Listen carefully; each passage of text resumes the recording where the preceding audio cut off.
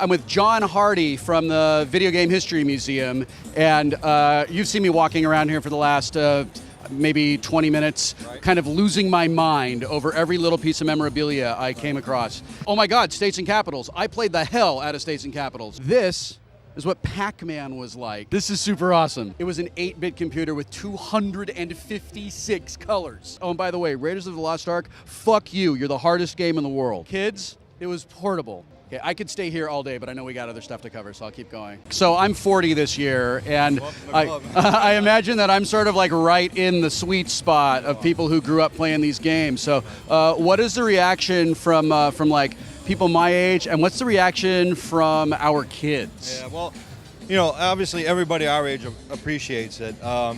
You know, every year we come here, people are like, forget Sega, forget Sony and Nintendo, this is the best booth in the show. But I think there's a lot of nostalgia associated with it. I mean, personally, my kids blow me away at these new games. I don't even bother playing it with them. I need one button. Anything more than one button, I'm having a problem with.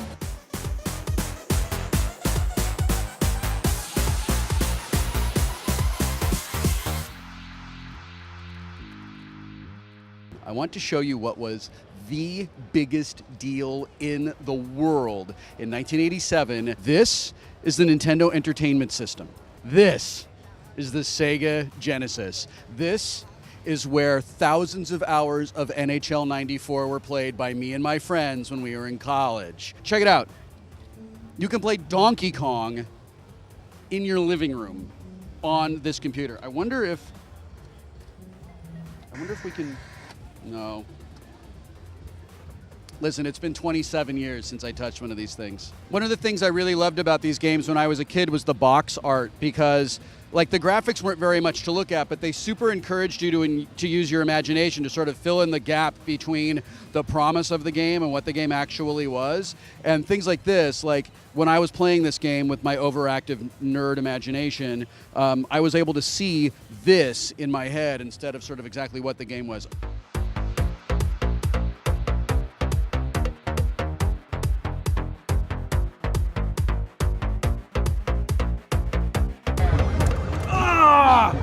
I was five saucers away from the high score.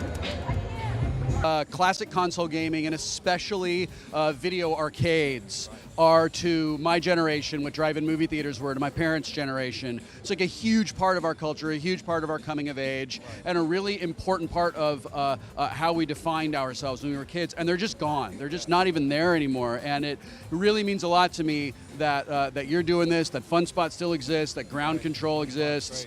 So thank you very much for helping to keep our culture alive. I want to raise the awareness. I appreciate it.